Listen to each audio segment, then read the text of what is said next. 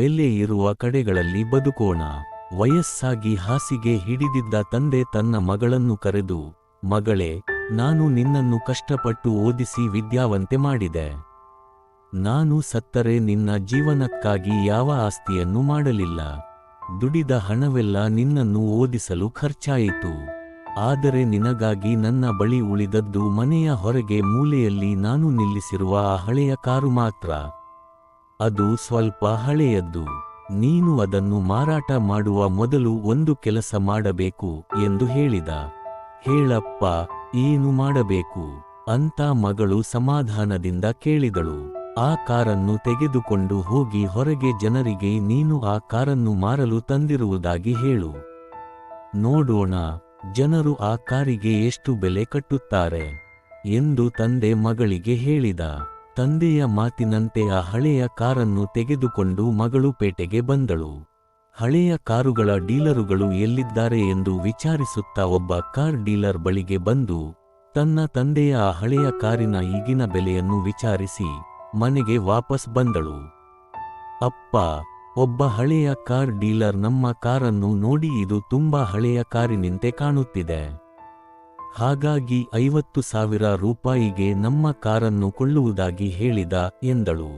ಸರಿ, ಈಗ ಈ ಕಾರನ್ನು ಪೇಟೆಯಲ್ಲಿ ನಾವು ಕಿರಾಣಿ ಸಾಮಾನುಗಳನ್ನು ತರುವ ಅಂಗಡಿಯ ಮಾಲೀಕನಿಗೆ ತೋರಿಸಿ, ಅಪ್ಪ ಈ ಕಾರನ್ನು ಮಾರಲು ಹೇಳಿದ್ದಾರೆ, ನೀವು ಕೊಳ್ಳುವುದಾದರೆ ಎಷ್ಟು ಬೆಲೆಗೆ ಕೊಳ್ಳುವಿರಿ ಎಂದು ಕೇಳಿಕೊಂಡು ಬಾ ಎಂದು ಹೇಳುತ್ತಾ ಆತ ತನ್ನ ಮಗಳನ್ನು ಮತ್ತೆ ಪೇಟೆಗೆ ಕಳುಹಿಸಿದ.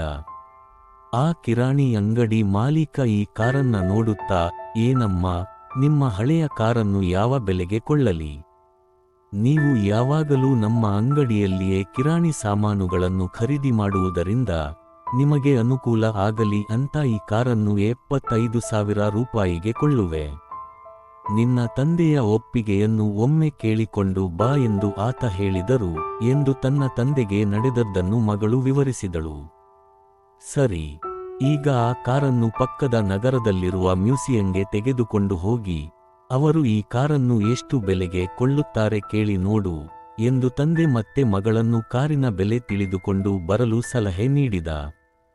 ಅಪ್ಪ ಹೇಳಿದಂತೆ ಪಕ್ಕದ ನಗರದಲ್ಲಿದ್ದ ಮ್ಯೂಸಿಯಂಗೆ ಬಂದ ಮಗಳು ಆ ಮ್ಯೂಸಿಯಂನ ಕ್ಯೂರೇಟರ್ ಬಳಿಗೆ ಹೋಗಿ, ನಮ್ಮ ಈ ಕಾರನ್ನು ಮಾರಲು ನಿರ್ಧಾರ ಮಾಡಿದ್ದೇವೆ. ನಿಮ್ಮ ಮ್ಯೂಸಿಯಂಗೆ ಕೊಳ್ಳುವುದಾದರೆ ನೀವು ಈ ಕಾರಿಗೆ ಎಷ್ಟು ಬೆಲೆ ಕೊಡಬಹುದು ಹೇಳಿ ಎಂದು ಕೇಳಿಕೊಂಡು ವಾಪಸ್ ಮನೆಗೆ ಬಂದಳು. ಅಪ್ಪ, ಇದು ತುಂಬಾ ಹಳೆಯ ಹೋಲ್ಡೆನ್ ಟೊರಾನ ಕಂಪನಿಯ ಕಾರ್ ಆಗಿರುವುದರಿಂದ ಇದು ಆ ದಿನದ ಅತ್ಯುತ್ತಮ ದರ್ಜೆಯ ಕಾರಂತೆ.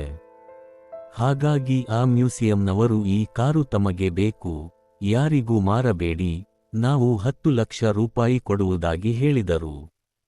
ನನಗಂತೂ ನಿಜವಾಗಿಯೂ ಆಶ್ಚರ್ಯ ಆಯಿತು ಎಂದು ಆತುರಾತುರವಾಗಿ ಮಗಳು ಉಬ್ಬೇರಿಸಿ ಅಪ್ಪನ ಮುಂದೆ ಹೇಳಿದಳು. ಮಗಳ ಮುಖದ ಮೇಲಿನ ಖುಷಿ ನೋಡಿ ಅಪ್ಪ ಹೇಳಿದ್ದು, ಸೂಕ್ತವಾದ ಸ್ಥಳದಲ್ಲಿ ಮಾತ್ರ ಸೂಕ್ತವಾದ ಬೆಲೆ ಸಿಗುತ್ತದೆ. ಹೋದಲ್ಲೆಲ್ಲ ನಮಗೆ ಸರಿಯಾದ ಬೆಲೆ ಸಿಗುತ್ತಿಲ್ಲ ಎಂದು ಕೈಚೆಲ್ಲುವುದಾಗಲಿ ಅಥವಾ ಸಿಟ್ಟಿಗೇಳುವುದಾಗಲಿ ಮಾಡಬಾರದು. ಆ ರೀತಿ ನಮಗೆ ಸೂಕ್ತ ಬೆಲೆ ಸಿಗುತ್ತಿಲ್ಲ ಎಂದರೆ ನಾವು ಇರುವುದು ಸೂಕ್ತವಾದ ಸ್ಥಳವಲ್ಲ ಎಂದರ್ಥ. ನಮಗೆ ಸೂಕ್ತ ಬೆಲೆ ಕೊಡುವವರು ನಮ್ಮನ್ನು ಮತ್ತು ನಮ್ಮ ಮೌಲ್ಯವನ್ನು ಸರಿಯಾಗಿ ಅರ್ಥಮಾಡಿಕೊಂಡಿರುತ್ತಾರೆ. ನಮಗೆ ಬೆಲೆ ಸಿಗದ ಕಡೆ ಹೆಚ್ಚು ಕಾಲಹರಣ ಮಾಡಬಾರದು. ನಮಗೆ ಬೆಲೆ ಕೊಡುವ ಸ್ಥಳಗಳನ್ನು ಗುರುತಿಸಿ ಅಲ್ಲಿಯೇ ಹೆಚ್ಚು ಮೌಲ್ಯ ಕಂಡುಕೊಳ್ಳಬೇಕು. ಈ ಕಥೆಯನ್ನು ಓದಿದ ಮೇಲೆ ಅದರೊಳಗಿನ ಅರ್ಥ ಸರಳವಾಗಿರುವ ಕಾರಣ ಎಲ್ಲರಿಗೂ ಬಹಳ ಬೇಗ ಅರ್ಥ ಆಗುತ್ತದೆ.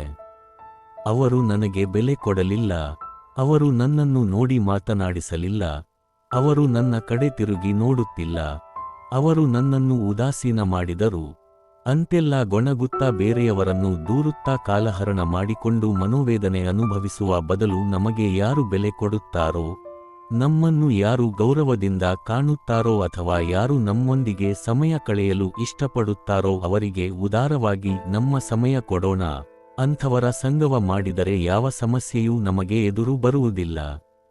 ನಮ್ಮನ್ನು ಎಲ್ಲರೂ ಮೆಚ್ಚಿಕೊಳ್ಳಲಿ ಎಂದು ಹಪಹಪಿಸುವ ಬದಲು ನಮಗೆ ಬೆಲೆ ಕೊಡುವವರನ್ನು ಸದಾ ಪ್ರೀತಿಯಿಂದ ಗೌರವಿಸಿಕೊಂಡು ಕೊನೆಯವರೆಗೂ ಅಂಥವರ ಸಂಘದಲ್ಲಿಯೇ ಉಳಿದುಕೊಳ್ಳುವುದು ಜಾಣತನ. ಒಂದು ಮಾತು ಮಾತ್ರ ಸತ್ಯ, ಎಲ್ಲರೂ ಮೆಚ್ಚಿಕೊಳ್ಳಲಿ ಅಂತ ಆಗಲಿ ಅಥವಾ ಎಲ್ಲರೂ ಮೆಚ್ಚುವಂತೆ ಬಾಳುತ್ತೇನೆ ಅನ್ನುವ ಭ್ರಮೆಯಲ್ಲಿ ಆಗಲಿ ಬದುಕಬಾರದು ಪೂರ್ಣವಿರಾಮ. ಯಾಕೆಂದರೆ ಆ ರೀತಿ ಮಾಡಲು ಒಂದು ಇಡೀ ಜನ್ಮವಾದರೂ ಸಾಲದು. Thank you.